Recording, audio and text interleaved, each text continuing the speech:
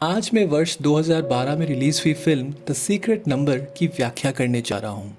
यहाँ दिखाया जाता है कि डॉक्टर साइमन नाम के एक आदमी जो एक मानसिक संस्थान में एक प्रसिद्ध मनोचिकित्सक हैं। कहानी के शुरुआत में ये दिखाया जाता है कि वो अपने अतीत को याद कर रहे हैं और ये पता चलता है कि पहले दृश्य का छोटा लड़का कोई और नहीं था लेकिन डॉक्टर साइमन थे। वो एक कार दुर्घटना में बच गए थे लेकिन इससे उन पे गहरा असर हुआ क्योंकि वो आज भी उसे याद करते हैं। उनके साथ हमें उसके एक मरीज प्रोफेसर ओशिम से मिलवाया जाता है जो एक बुद्धिमान गणितीय विद्वान है जिसे वो बोर्ड पर कुछ लिखते हुए देखा जाता है। बड़े इरादे और ध्यान से लिखने के बाद प्रोफेसर ओशिम ने डॉक्टर साइमन को बोर्ड सौंप दिया जबकि ये उल्लेख करते हुए कि ये व्यर्थ है। हम देख सकते हैं कि उन्होंने कई बार नंबर 1 से 9 लिखे हैं। डॉक्टर साइमन ने ऐसा देखा और अपने पेशेंट की काम की प्रशंसा की। उसने फिर प्रोफेसर से पूछा कि क्या ये उसे गलत लगता है। एक चिड़चिड़े स्वर में प्रोफेसर ओशिम ने टिप्पणी की कि ये गलत है क्योंकि इसमें छिपे हुए नंबर की कमी है जो हमें पता है। चूँकि प्रोफेसर इस रहस्य संख्या के बारे में बहुत कुछ बोलते हैं लेकिन इसके अस्तित्व को साबित नहीं कर सकते हैं। उन्होंने बस जवाब दिया कि किसी को उस पर भरोसा करना होगा क्योंकि वो एक गणितज्ञ हैं और कोई पागल नहीं। बाद में घर पर डॉक्टर साइमन प्रोफेसर ओशिम के इतिहास पर गहन शोध करते हैं। ये जानकर डॉक्टर को आश्चर्य होता है कि प्रोफेसर कोई साधारण गणितज्ञ नहीं है क्योंकि उन्होंने कई गणितज्ञ पुरस्कारों से सम्मानित किया गया है।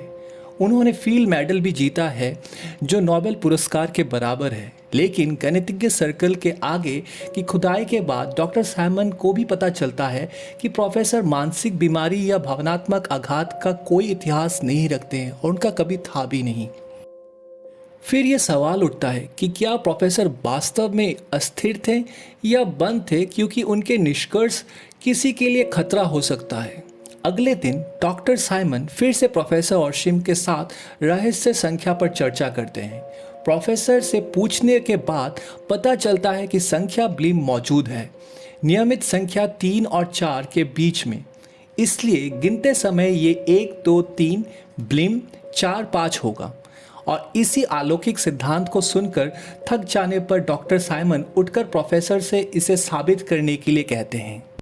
वो जेली बीन्स का एक जार रखते हैं और उसे संख्या के अस्तित्व को साबित करने के लिए ब्लिम संख्या को अलग करने का आदेश देते हैं। पहले प्रोफेसर को विश्वास है कि वो ये कार्य पूरा कर सकते हैं और वो कोशिश करना शुरू करते हैं। हालांकि थोड़े संघर्ष के बाद वो उनमें से ब्लिम नंबर को अलग करने में असमर्थ होते हैं, इसलिए वो गुस्से में सब कुछ फेंक देते हैं। डॉक्टर साइमन ने प्रोफेसर को ताना मारते हुए कहते हैं कि वो ऐसा करने में सक्षम नहीं है क्योंकि ऐसा कोई संख्या मौजूद नहीं है। हालांकि गुस्से में प्रोफेसर जवाब देते हैं कि वो ऐसा साबित करने में सक्षम नहीं है क्योंकि कोई बाहरी ताकत उसे ऐसा करने के लिए रोक रही थी। डॉक्टर साइमन ने ये कहकर उसके दावे को खारिज कर दिया कि वो पूरे समय उसके साथ थे और कोई भी उसे रोकने के लिए नहीं था। इसी बातचीत के बीच प्रोफेसर ने डॉक्टर से अपना शोध जारी रखने के लिए एक पेंसिल और कागज़ की मांग की, लेकिन डॉक्टर साइमन ने यह कहते हुए सेशन समाप्त कर दिया कि वो किसी और दिन लेखन सामग्री के बारे में सोचेंगे। तभी प्रोफेसर ने ज़मीन पर मार्कर को बिखरा हुआ देखा। सुरक्षा गार्ड के आते ही जेली बीन्स प्रोफेसर ओशिम मार्कर के पास गिरा देते हैं और अपने कमरे में ले जाने से पहले गुप्त रूप में वो छुपा देते हैं।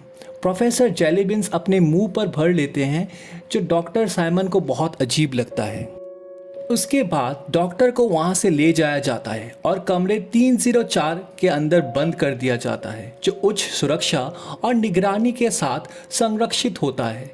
इस बीच फर्श पर बिखरी हुई जेली बीन्स डॉक्टर साइमन को याद दिलाती है बचपन के उस दिन के बारे में जब दुर्घटना के बाद पुलिस मृतक शरीर को लेने के लिए पहुंची। युवा डॉक्टर साइमन ने जेली बीन सड़क से उठाया। इसे उस व्यक्ति ने गिराया था जो उसकी कार से मारा गया था।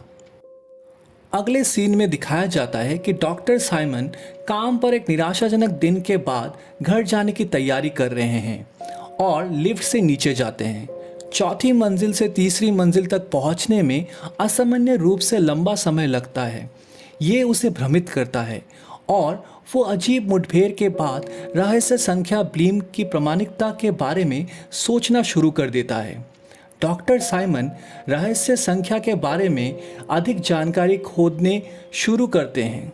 उन्हें पता चलता है कि प्रोफेसर ऑर्शिम का वास्तव में एक सम्मेलन में झगड़ा के कारण गिरफ्तार किए गए थे। डॉक्टर अपने और प्रोफेसर के बीच हुई बातचीत की कई रिकॉर्डिंग सुनना शुरू कर देते हैं। प्रोफेसर ऑर्शिम कहते हैं कि ब्लीम जो नंबर है वो ब्रह्मांड में बहुत महत्व रखता है। वो ये भी कहते हैं कि यूनिवर्स में कई डायमेंशन हैं, लेकिन एक औसत मानव नहीं देख सकता। अन्य डायमेंशन की खोज ना कर पाने का मुख्य कारण उचित गणित ना होना ही है। वो ये भी कहते हैं कि यदि रहस्य संख्या ब्लीम की खोज की जा सकती है तो मनुष्य अन्य डायमेंशन की यात्रा कर सकते हैं और संख्या की खोज के साथ ही मनुष्य भी टाइम ट्रेवल करने में सक्षम होंगे और प्रकाश की गति से संवाद कर पाएंगे। डॉक्टर साइमन जो पूरा रिकॉर्डिंग बहुत ध्यान से और गहराई से सुन रहे थे, वो देखते हैं कि उनके डेस्क पे एक चींटी है। क्योंकि डॉक्टर एक दयालु इंसान है, वो ध्यान से उसे कागज़ के एक टुकड़े के साथ उठाता है और अगले दृश्य में उसे सुरक्षित रूप से खिड़की के बाहर फेंक देता है। अगले सीन में दिखाया जाता है कि थका हुआ डॉक्टर साइमन एक बार में पी रहे होते हैं। वो हाल में ही अपने आसपास के घटनाओं से तंग आ चुके थे, इसलिए वो अपने दिमाग को साफ करने के लिए एक ब्रेक पर थे। वो कुछ मूंगफलियां खा रहे थे। उनमें से एक अचानक बिना किसी बाहरी बल के अपने आप खुल जाता है और फट जाता है। डॉक्टर तुरंत इस अलौकिक मुठभेड़ से चौंक जाता है, लेकिन इससे पहले कि वो खुद को शांत कर सकता, वो प्रोफेसर ऑर्शाइन को बाहर की खिड़की पर कुछ गणित गणना लिखते हुए देखते हैं। वो तुरंत उठते हैं और डॉक्टर साइमन प्रोफेसर के पीछे जाने लगते हैं। थोड़ा आगे जाके वो एक गली के सामने आ जाता है और वहाँ वो देखता है कि उनके बचपन से सटीक दुर्घटना के बारे में एक टेलीविज़न में समाचार आ रहा है। समाचार ये भी रिपोर्ट करता है कि कार द्वारा मारा गया बूढ़ा व्यक्ति 3 दिनों से पहचाना नहीं गया था। घटना के बाद वो देखता है कि वो युवा स्वयं डॉक्टर होते हैं जो वो विचित्र समाचार देख रहा होता है। आगे हमें ये पता चलता है कि डॉक्टर सिर्फ एक बुरा सपना देख रहा था और वहाँ एक फ़ोन कॉल से वो जाग जाता है। उसे सूचित किया जाता है कि प्रोफेसर ऑर्शिम अपने कमरे से गायब हो गए हैं और इस तरह उसके सपने में कुछ सच्चाई वो भांपते हैं। डॉक्टर जीन नाम के एक कार्यकर्ता के पहुंचने के बाद तुरंत मानसिक संस्थान में जाते हैं। बताते हैं कि वे प्रोफेसर को पता लगाने के लिए दूसरी स्वीप शुरू करने वाले हैं। उन्होंने ये भी जोर दिया कि प्रोफेसर रात के चेक के दौरान मौजूद थे और उन्होंने किसी और को कमरे में नहीं जाने दिया। अब सवाल ये उठ सकता है कि प्रोफेसर जैसा बूढ़ा और नाजुक आदमी इतने ऊंचे सुरक्षा वाली सुविधा से कैसे बच गए। ये डॉक्टर साइमन को समान रूप से भ्रमित करती है।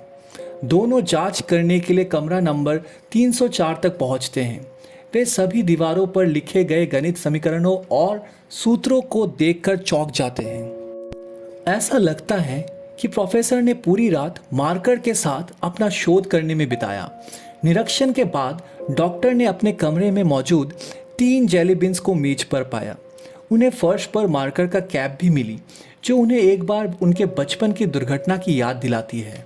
फिर वो फ्लैशबैक में चले जाते हैं जहां बचपन में उन्होंने काला मार्कर उठाया था जिसके कैप गायब थी।